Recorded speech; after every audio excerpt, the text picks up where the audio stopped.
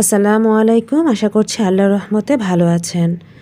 আজকে হঠাৎ করেই প্ল্যান, আমি বাবা মা বেরিয়ে পড়লাম। যেহেতু ঈদের ছুটিতে মতি ভাই আমাদের ড্রাইভার দেশে গিয়েছে, তাই মতি ভাই নেই। আমি বাবা মা রিক্সার জন্য ওয়েট করছি বসুন্ধরা জি ব্লকে। তো ওয়েট করতে করতে দুইটা রিক্সা পেয়ে গিয়েছি। তো এখন আমরা কোথায় যাচ্ছি সেটা নিয়েই আজকের ব্লগটা। আজকের ব্লগে একটা সারপ্রাইজও হয়েছে, সেটাও শেয়ার করব। বাবা মা আমি তিনজন বেরিয়ে পড়লাম ছবি তুলতে। রিক্সায় উঠতে হয়েছে, বাবা আর আমি এক রিক্সায় উঠেছি, মা এক রিক্সায়। ভিসার জন্য ছবি লাগবে 2x2। তো ওইটার জন্যই আমরা স্টুডিওতে চলে এসেছি, ফুজি স্টুডিও। আর এটা হচ্ছে বসুন্ধরাতেই 1 নাম্বার গেটে। যাই হোক, এবার বাবা মার ছবি তোলা হয়ে যাচ্ছে, আমরা বেরিয়ে পড়লাম। বেরিয়ে পড়তে পড়তে আমরা রিক্সা খুঁজতে খুঁজতে দেখা গিয়েছে বাপ্পি এবং মুক্তাকে। তো বাবা আমাকে বলছে ওই যে বাপ্পির বউ, যার কারণে আমি তাকিয়ে দেখলাম বাপ্পি এবং মুক্তা।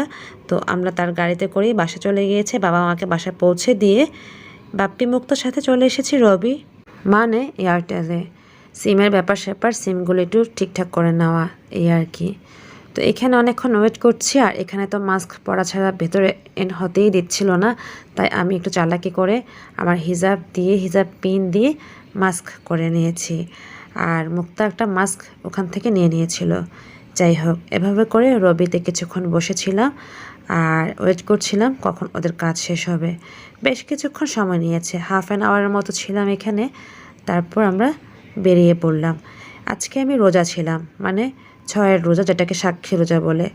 তো রোজা যেহেতু ছিলাম, বাইরে তো খাওয়া দাওয়া যাবেই না।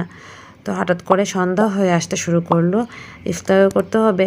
তো কী আর করা, বাপ্পি এবং মুক্ত সারাদিন না খাওয়া। তো আদনান অফিসে ছিল, আমরা এখান থেকে প্ল্যান করেছি আদনানকে অফিস থেকে নিব। আর আজকে আদনান অফিসে গাড়ি নিয়ে এসেছে, যেহেতু মতি ভাই নেই, ড্রাইভার আজকে আদনানই। তো কি আর করা, খেতে হবেই। আদনানকে পিক করলাম, পিক করে আমরা চলে আসলাম তাজরিনে। আর এটা বনানীতে আদনানের অফিসে। বেশ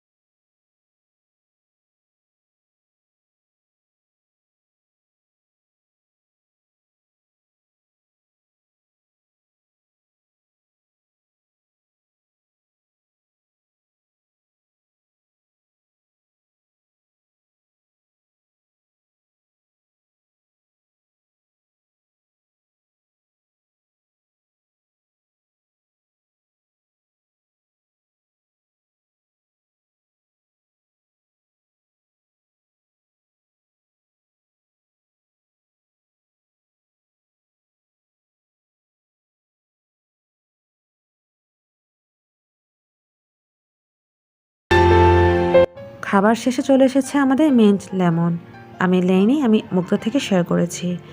তো খাবারের রিভিউ দিয়ে আমার কাছে ভালো লেগেছে, ওভারঅল মিলে অনেক ভালো লেগেছে। ভিজিট করতে পারেন, আশা করছি আপনারাও এনজয় করবেন।